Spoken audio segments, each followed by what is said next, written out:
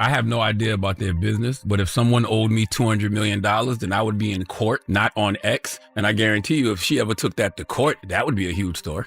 Keep it moving, and I am gonna blow up your spot one of these days. Nicki Minaj just went off on Jay-Z in a wild social media storm, blasting him for supposedly owing her a jaw-dropping $200 million from the Tidal sale. She's also calling him out for using Roc Nation to freeze her out of the game. Jay-Z hasn't said a single word back yet, but Nicki isn't backing down. She came with what she calls receipts and made sure everyone saw them. This whole situation is packed with drama and zero chill. We're talking major accusations, massive money, and even a Super Bowl-level snub. But let's start with the cash, because that's where all the smoke started between Nicki and Hov. And trust, when we say money, we're not talking a few stacks or some small label dispute. This is the kind of money that can flip the whole industry upside down. We're talking serious cash here, hundreds of millions straight up, no exaggeration. To really get why Nicki's coming for Jay-Z like this, we gotta rewind back to 2015. Serious hashtag Jay-Z, you ruined hip-hop, you ruined football, you ruined basketball, you ruined...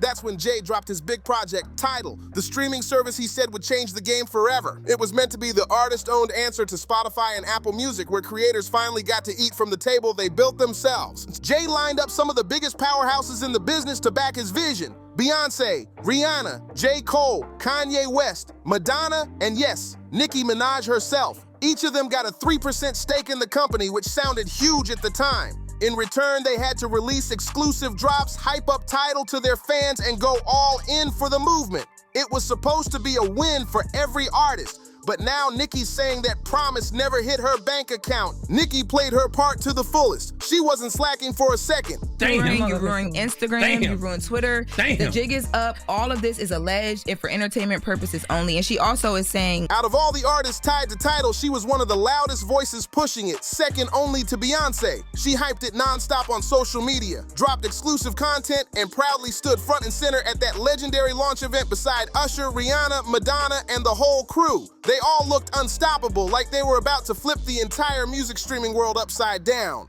The energy that day was wild. Everyone in that room believed they were building a legacy that would change how artists owned their work forever. But somewhere along the way, things took a sharp turn. In 2021, Jay-Z sold most of Tidal to Jack Dorsey's company, Square, now called Block, for around $302 million in cash and stock. An absolute empire-level payday. She's mentioning Desiree, who is one of Jay-Z's... You might as well say Jay-Z's the head of Doge. Jay-Z invaded. Now here's where Nicki says the math stopped adding up. With her 3% equity, she should have seen at least $9 million hit her account. Bare minimum. But according to Nicki, she didn't see a single cent, not even a penny. She's claiming Jay-Z's team tried to silence her with just $1 million offer to keep quiet and move on. Nicki wasn't having it. She's calling that out as straight disrespect. Nicki didn't hold back at all. She called it straight up disrespect, a slap in the face, and what she described as a public robbery. She jumped on X and laid everything out clear as day for everyone to see. Jay-Z invaded Gaza. You might as well just come on, add some more to that, Nicki. She posted, "We've calculated about $100 to $200 million so far. Hashtag Jay-Z, call me to settle this karmic debt. It's only collecting more interest. You still in my top 5 though? Let's get it."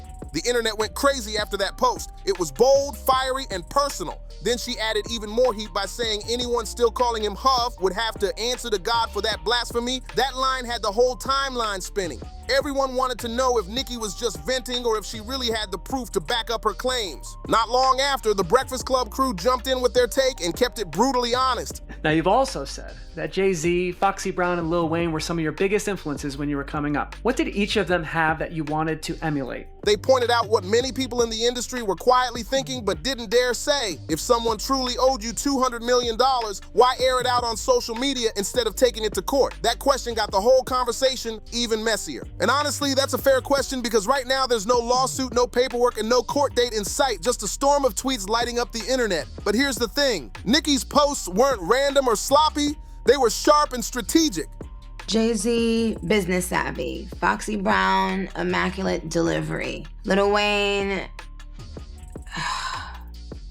trendsetter. Every word seemed planned, like she was building a case piece by piece and calling out Jay-Z's empire brick by brick. She didn't just go after the money, she went after the legacy. I don't know if he even knows this, but he's given so many people hope that there's a chance to beat the bad guys. Nicki accused Jay-Z of messing up almost everything the culture values: hip-hop, football, basketball, touring, and even social media itself. Then she dropped a tweet that sent the internet into a frenzy, writing, "Dear Fight Jay-Z, you ruined hip-hop, you ruined football, you ruined basketball, you ruined touring, you ruined Instagram, you ruined Twitter. The jig is up." And to win, and to do it with your head held high and your integrity intact. That tweet exploded across timelines with fans and critics jumping in instantly. Of course, everything she said is alleged and strictly for entertainment, but that didn't stop the chaos. The Breakfast Club crew couldn't hold back. They were cracking up on air, reacting to every line like it was the wildest roast they'd ever seen. He's from Queens, New York, like me. So, but behind all the memes, jokes, and wild reactions online, the title money issue is no laughing matter. If Nicki Minaj truly held a 3% equity stake in a company that sold for $302 million, and she only got offered a single $1 million payout when her share should have been closer to $9 million at the very least, that's huge. What it's shown me personally is sometimes, you know, even in the worst feeling times in your life, you think that you're never gonna come back from it. And according to Nicki, the real number goes way beyond that once you factor in her promo power and the brand value she helped build. That's not just a small business mix-up. That sounds like major corporate finessing. Nicki's calling it exactly that, a full-blown violation on every level. She also said that when she finally gets the money she's owed, she plans to put it toward her Chakra Student of the Game charity, a fund meant to help fans pay for tuition and student loans. But you do. And our president shows that. He's been through every single thing a person could be through publicly. So to her, this isn't just about her bag, it's about everyone she represents. In Nicki's words, if Jay-Z really kept that money, he's not just taking from her, he's taking from the Barbs and from students fighting for their education. That framing hit people hard. It shifted the story from a simple money dispute to a full-blown mission, and the Tidal drama wasn't even the only thing fueling Nicki's fire. Having to constantly be lied on. It's not really that funny. Now let's dive into the Super Bowl drama, because this part had the whole culture buzzing. Back in September 2024, the NFL announced that Kendrick Lamar would headline the Super Bowl 59 halftime show in New Orleans. And while most people were hyped to see Kendrick on that massive stage, for a lot of fans, that announcement hit like a punch to the gut, especially for one legend in particular. Until you are in that person's shoes that's being lied on. Lil Wayne. Wayne is New Orleans, born and raised, the heart and soul of that city. He's not just a local icon, he's one of the greatest rappers to ever touch a mic, period. So when people realized the Super Bowl was taking place in his own backyard, everyone in hip-hop thought it was already locked in that he'd headline. It felt obvious. Wayne performing in New Orleans? That's history writing itself. I am who I am because I am who I am. You see, I don't have to go in a room with a bunch of men. Don't cut this off. To create. But here's where things got messy. Roc Nation, Jay-Z's company, co-produces the Apple Music Super Bowl halftime show, meaning Jay's got serious influence over who gets that spot. So when Kendrick's name dropped instead of Wayne's, the streets immediately started whispering. And Nicki Minaj, she completely lost it online. My sound, my image, my anything. I am who I am. Take it or fucking leave it. But I put in the motherfucking work. I put in the work. Queen. Nicki went off on Jay-Z in a fiery X post, accusing him of blocking a young black man from shining on the biggest stage in the world. She wrote that Jay's decision wasn't about business, it was about ego, jealousy, and old grudges. Nicki even said Jay-Z's hate toward Birdman, Drake, and herself was the real reason Wayne got passed over. That post blew up instantly. People were shocked, divided, and ready for more receipts. Nicki didn't stop there. She kept the heat coming. She shouted out, "Lil Wayne, the GOAT of NOLA, what's good?" and then flipped the whole conversation by bringing up Eminem. Nicki reminded everyone how M stood his ground when he demanded 50 Cent perform with him at the Super Bowl, saying, "A white man did that." That line sliced through the internet like a blade. It wasn't just shade, it was a straight-up challenge. Now, Jazzy, how many more questions you got? I only got one more. What's your last question? Can you please share some words of motivation to everyone watching my show? No. She was basically calling out Jay-Z for not showing the same loyalty or backbone toward his own people, his own culture, and the community that built him up. Agree with her or not, that statement hit hard. Seeing Lil Wayne, one of the most respected rappers alive, get passed over for a Super Bowl in his own city didn't sit right with a lot of folks. We're talking everyone from the Barbs to hood legends, industry vets, and even casual fans. Every corner of the culture had something to say. But I will share some for you personally. All right. What you're doing now doesn't define who you are. Everything you do when the cameras are off, that's what defines you. Nicki used that moment to highlight what she sees as a bigger pattern. In her eyes, Jay-Z's using his Roc Nation power to quietly push out anyone tied to her camp. Wayne, Drake, Birdman, and Nicki herself. And the Super Bowl snub, that was the breaking point. It wasn't just another industry move, it was proof in her mind of something way deeper. And from there, everything started spiraling. From monster to what she now calls modern warfare. So you have to be just as great on the camera as you are off the camera and vice versa. That means that if you have a good day like today, you interview someone, don't let this make or break you. Here's the part most people miss when they see Nicki going off on Jay-Z online. This isn't just some random internet feud between two stars throwing shade for clout. There's deep history here, the kind of layered connection that stretches back over 15 years. And once you understand that history, everything about this fallout hits 10 times harder. It's not business anymore, it's personal. Let's rewind to 2009. Kanye West dropped Monster, and the lineup was stacked with heavy hitters. Jay-Z, Rick Ross, Bon Iver, and a young, hungry Nicki Minaj still dominating the mixtape circuit. But when that record dropped, something wild happened. How you treat your family and your friends and other people off the camera, that's just as important. Right. Now, if something don't happen the way you want it to happen in your career, it wasn't Jay or Ross that had people going crazy. It was Nicki. She didn't just deliver, she destroyed that beat. Her verse was so explosive that it instantly became a cultural moment. To this day, people still call it one of the greatest guest verses in hip-hop history. It was raw, fearless, and unforgettable. A warning shot to the entire rap game that Nicki Minaj wasn't coming to play second to anyone, not even to Hov himself. You do not go and cry and pout and think it's the end of the world. It's not. You hear me? Yep. Promise? Promise. Okay, that's all I wanted to say.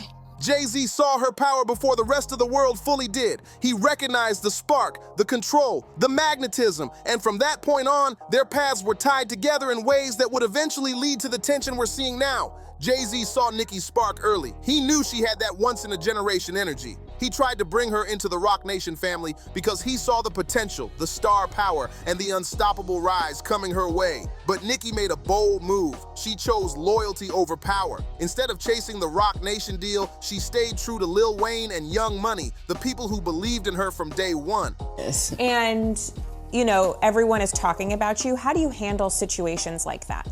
Do you just not pay attention? Do you love it? I've never been happier, child. I'm truly, I've never been happier. They were the ones who discovered her, helped her grow, and gave her that first real shot, and she never forgot that. Some insiders say that decision, choosing Wayne over Jay, might have been the first tiny spark of tension between them. It didn't blow up right away, but it planted a seed that grew quietly over the years, and now it's become the giant tree of conflict we're seeing unfold today.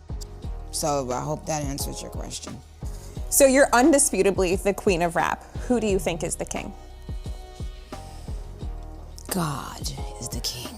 Still back then, Jay-Z didn't seem bitter, at least not on the surface. In fact, he kept showing love publicly. In 2010, he personally recommended Nicki for Robin Thicke's Shakin' It for Daddy, a cosign she later said was one of the most exciting moments of her early career. That same year, she performed alongside Jay-Z and Eminem at Yankee Stadium for the legendary Home and Home concert series, becoming the first female rapper ever to grace that historic stage. That moment cemented her spot among the greats and showed that at least then, there was still mutual respect between them. That moment went straight into hip-hop history. Jay-Z gave Nicki Minaj a platform most artists could only dream of, and for a long time, she showed him nothing but love and respect. In interviews back then, Nicki spoke about Jay-Z with genuine admiration. When people asked her who inspired her the most, she didn't even hesitate. Jay's name came out first every time. What she admired most wasn't just his lyrical talent, it was his business genius. She looked up to the way he turned his art into an empire, stacking wins both on and off the mic. To Nicki, Jay-Z was the ultimate example of how someone from the projects could become a billionaire mogul without ever losing touch with the streets. He wasn't just a rapper to her, he was the blueprint, literally and figuratively. Nicki even made that connection crystal clear when she dropped her 2014 album, The Pink Print. That title wasn't random, it was a direct salute to Jay-Z's legendary Blueprint series. It was her way of saying, I see what you built and I'm learning from it. That's not shade, it's straight homage. For years, their relationship stayed wrapped in mutual respect and professionalism. From the outside, everything looked solid between them. No drama, no beef, just two powerhouse artists seemingly walking parallel paths toward greatness. There was a time when Nicki and Jay-Z seemed tight, like real industry family vibes. At the BET Awards, they were seated just a few feet apart, with only Kanye West and Kim Kardashian between them. The energy? Pure VIP, inner circle status. Then in 2015, they stood shoulder to shoulder at the Tidal launch, united in their message about artist empowerment and ownership. It was all smiles and solidarity, a powerful moment that screamed, we're building something for the culture. Even as recently as 2022, everything still looked cool between them. When Nicki received her MTV Video Vanguard Award, Jay-Z and Beyonce sent her a huge bouquet of flowers to celebrate the milestone. Nicki even went public thanking them for the kind gesture. On the surface, the relationship looked smooth, professional, cordial, and respectful, sprinkled with moments of genuine warmth. But somewhere along the way, that energy shifted. What happened between those flowers and the fury we're seeing now? How did admiration turn into animosity? How did a former protege's respect evolve into a full-blown digital war? The cracks began to show in 2021, right after Jay-Z sold Tidal. And the payout, according to Nicki, didn't match what she was owed. That's when the subtle posts started, the cryptic tweets that hinted something was off. But by September 2024, the hints were gone. Nicki was done playing nice. She went public with bold, direct accusations aimed straight at Jay-Z and the Roc Nation machine.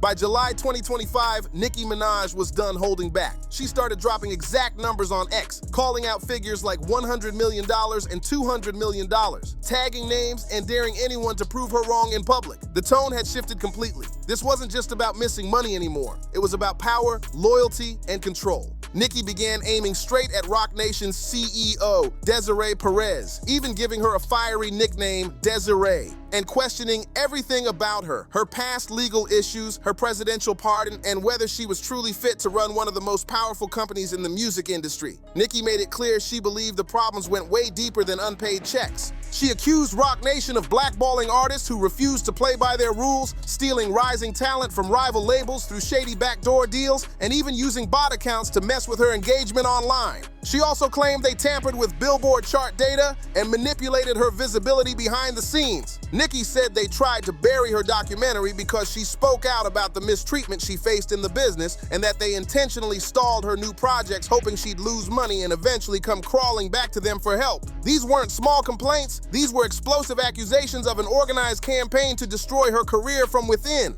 When DJ Academics broke the situation down on his show, he made one point crystal clear: this feud wasn't balanced. It had turned into a one-sided public storm, with Nicki going all in and Roc Nation staying silent. And that silence, according to Academics, that's the part that makes this whole situation even more chilling. Jay-Z hasn't said a single word about any of this, not one. No tweets, no interviews, no hidden bars in a verse, not even a cryptic story post. Just complete airtight silence from both him and the Roc Nation camp. Not a whisper has escaped through his PR team, and for someone as strategic as Jay, that silence feels intentional. Now, some folks see that quiet as proof of control, as Jay-Z staying above the chaos, refusing to engage with the noise. In their eyes, he's keeping it boss level, cool under pressure, too big to respond to what he might see as internet drama, but not everyone reads it that way, especially not Nicki. Nicki and her supporters take that silence as a whole different kind of statement. Their logic? If someone's calling you out in front of millions claiming you owe $200 million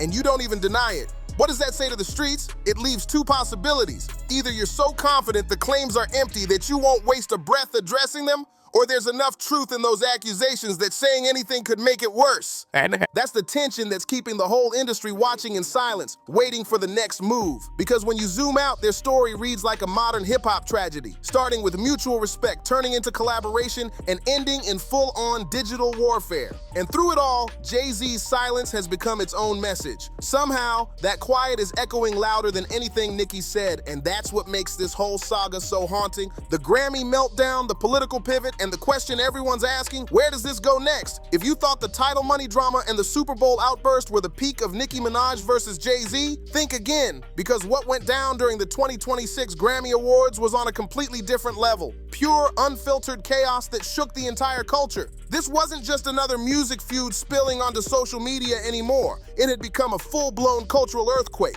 And right at the center of it stood Nicki Minaj, phone in one hand, fire in her heart, and zero regrets in the other. February 1st, 2026, Crypto.com, Arena, Los Angeles, the 68th Annual Grammy Awards. Every major name in the business was in that building, every A-lister, every superstar, except Nicki Minaj. She wasn't nominated, wasn't performing, wasn't even presenting. She was completely absent from the ceremony, but somehow, she dominated it anyway. While artists walked the red carpet inside, Nicki was making the internet explode from wherever she was. Timeline after timeline, post after post, her name was everywhere. Google Trends even confirmed it. Nicki Minaj was the most searched artist in the world during the broadcast, despite not setting a single foot inside the arena. That's influence, that's presence. And it proved one thing loud and clear, even when she's not in the room, Nicki Minaj can still steal the entire show. It all exploded the moment Trevor Noah opened the 2026 Grammys with what felt like a calculated jab straight at Nicki Minaj. Under those bright arena lights, surrounded by the biggest stars in the world, he dropped a line that had everyone in the room gasping and laughing at the same time. The camera panned across the crowd. Chrissy Teigen threw her head back laughing, John Legend was grinning ear to ear, and the audience ate it up like it was dessert at a victory party. The message in that room was loud and clear. The industry was clowning Nicki for her recent political shift. But here's the thing, Nicki wasn't in the building, yet she saw everything in real time. And when she did, she hit back like never before. What came next was pure digital mayhem. Fast, furious, and relentless. She started firing off posts with a speed and precision that the internet had literally never seen before. While the Grammys were still airing live, Nicki unleashed what can only be described as a social media earthquake. Dozens upon dozens of posts hitting every direction at once, from fellow artists to executives to media outlets. It was like watching a lyrical Gatling gun in action. Every post sharper than the last, every message louder than the one before. The timeline couldn't even keep up. Nicki Minaj had just hijacked the Grammys without ever walking on stage. Nicki Minaj's online eruption hit every corner of the internet. No one was safe from her timeline that night. She fired back at Trevor Noah for his joke, went after Chrissy Teigen with personal digs, and even called out Lizzo with harsh words about her career and controversies. But she didn't stop there. Nicki turned her attention toward the Democratic Party, calling them out in one of her boldest political rants yet. And at the center of it all, as always, was Jay-Z taking the heaviest fire of the night. Her posts were extreme, emotional, and unapologetically wild. She tweeted, "Are y'all understanding that these people have been sacrificing children as a way of gaining and maintaining power? If you ever vote Democrat again, you're just as soulless as they are and will perish." Then she followed up with another jaw-dropping claim. "Your favorite artist has been practicing rituals in a satanic cult where they take babies from other countries and mutilate and kill them as a form of blood sacrifice to their god. You see, when your master is Satan, you must constantly shed blood. However, the jig is up." Nicki wasn't just lashing out randomly, she connected those accusations back to her long-running claims against Roc Nation. She added, "They sabotaged my documentary because I spoke about abuse that I suffered. They've been trying to stall all my projects in hopes that I lose a bunch of money and beg them for help. Their leaders still think it's a joke." That night, the internet didn't just explode, it erupted. Nicki's posts weren't just trending, they dominated every feed, every conversation, every headline in the game. The destruction that's about to come down on them isn't funny. That's what Nicki posted, and those words hit with serious weight. This wasn't your typical hip-hop back and forth anymore. These were heavy, world-shaking accusations that went way beyond music. What Nicki was saying touched on politics, power, and even dark conspiracy claims, and to be absolutely clear, none of those specific claims have ever been backed up by real evidence, legal filings, or investigations. There's no verified proof to support them. But what her statements do show is crystal clear. The total collapse of any professional or personal relationship that once existed between Nicki Minaj and Jay-Z. The respect, the mutual admiration, the quiet understanding, they're all gone. What's left is open hostility and scorched earth energy. At this point, Nicki wasn't acting like someone angry about a bad deal. She was acting like someone who felt betrayed by an entire system. In her mind, she wasn't just fighting a label or a CEO, she was standing against a machine she believed was built to silence her. Every bridge she once had, she burned it herself, publicly and without hesitation. And the Grammy meltdown didn't just appear out of nowhere, it was the breaking point of something that had been building for a long time. For months, maybe even years, Nicki had been getting louder about her political shift and her new alignment with Donald Trump, and that pivot was about to turn her career upside down. Nicki Minaj's shift into conservative political circles turned out to be one of the biggest twists in her entire story, and it's a major reason why the backlash against her has been so explosive. In December 2025, Nicki showed up at Turning Point USA's America Fest, taking the stage to deliver a fiery, emotional speech. She spoke openly about her Christian faith, her admiration for Donald Trump, and how she felt bullied and silenced by the entertainment industry. She urged young people to stand tall, think for themselves, and not be afraid to go against the mainstream narrative. Then, just a month later, in January 2026, Nicki doubled down in a massive way. She appeared alongside Trump himself at a Treasury Department summit where they announced Trump Accounts, a new investment initiative aimed at creating savings programs for kids. On that stage, Nicki held the former president's hand, called herself his #1 fan, and even flashed a gold Trump card for the cameras. She told the crowd her citizenship paperwork was almost finalized and spoke like someone fully stepping into a new political identity. In a later podcast with Katie Miller, wife of political advisor Stephen Miller, Nicki explained what drew her to Trump in the first place.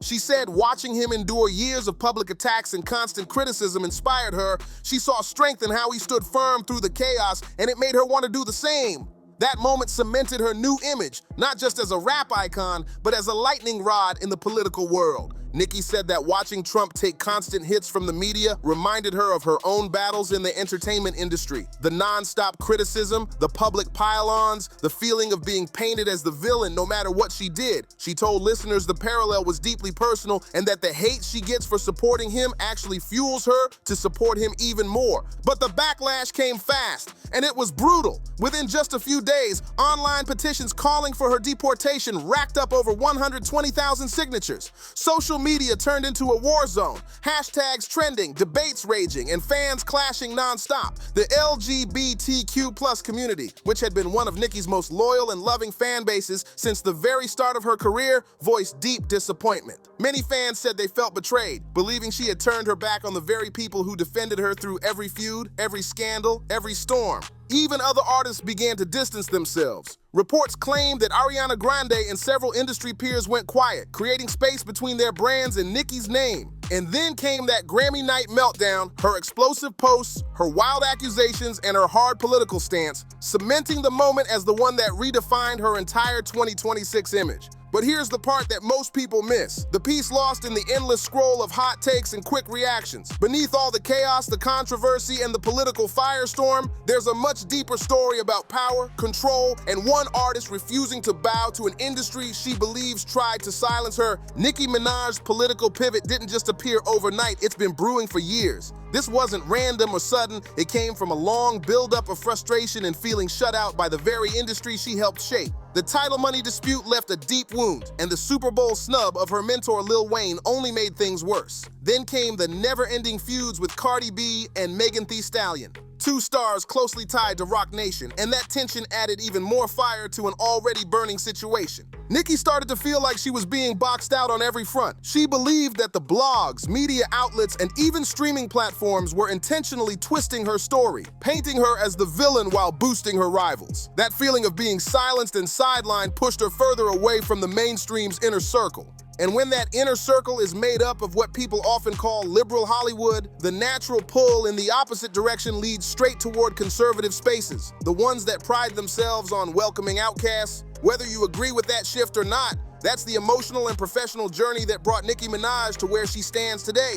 Defiant, independent, and completely out of step with the traditional industry mold. On his show, DJ Academics put it best. He pointed out how we keep seeing the same cycle repeat. Artists like Nicki and Kanye, people who feel too big, too outspoken, or too unfiltered for the machine, eventually break away from it entirely. It's a pattern that says just as much about the system as it does about the stars themselves. DJ Academics asked a question that's got everyone who's been watching this whole saga thinking twice, and honestly, it's a fair one. He said, if Roc Nation is known for moving quick with lawsuits whenever bloggers or creators say something they don't like, and they've been hands-on supporting Megan Thee Stallion through multiple legal battles, then why haven't they done the same with Nicki Minaj? It's a sharp question, and it cuts deep.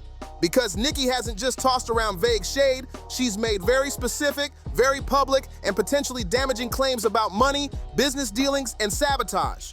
She's been saying these things consistently for more than a year now. Yet through all the chaos, through all the noise, Roc Nation has stayed completely silent. No statements, no denials, no legal pushback, nothing. That silence is heavy. It hangs in the air like smoke from a fire that nobody's trying to put out. It doesn't prove Nicki's accusations are true, but it does raise a serious question. Why would one of the most powerful entertainment companies on earth let these kinds of claims go totally unchallenged? For a company that usually moves fast to protect its image, this quiet feels strategic or suspicious, depending on how you look at it. Either way, the longer Roc Nation stays silent, the louder that unanswered question becomes. When you strip away the tweets, the memes, and the chaos online, this whole Nicki Minaj versus Jay-Z saga runs way deeper than internet drama. It's about money, power, and loyalty. Nicki truly believes she was cheated out of hundreds of millions of dollars. Money she feels she rightfully earned but never received because of what she calls shady business moves and corporate manipulation.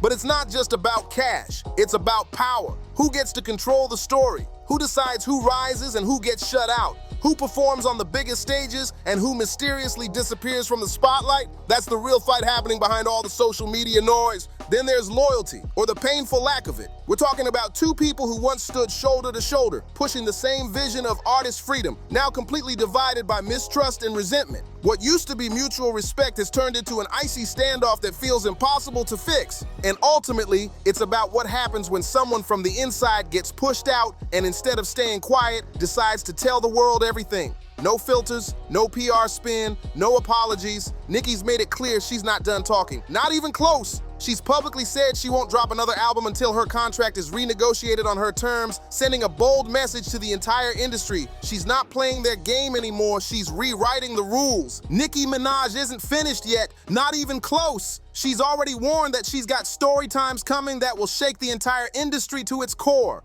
According to her, the kind of truth she's about to drop will bring a level of chaos that isn't funny. And judging by her track record, the world better believe she means it. Whether you're riding with Nicki or standing with Hav, one thing's undeniable. This story is nowhere near its final chapter. It's unfolding in real time with every new post, every cryptic message, every screenshot, and every reaction lighting up the internet. And through it all, Jay-Z's eerie, unbroken silence hangs over everything like a shadow, louder somehow than any response he could ever give. The tension between these two titans has officially crossed from music drama into full-blown cultural history, and nobody knows where it's headed next. One thing's for sure, when Nicki speaks again, the entire industry will be listening. If you made it this far, make sure to like, share, and drop a comment below. Don't forget to subscribe to the channel and hit that notification bell so you never miss another wild breakdown like this. See you in the next one.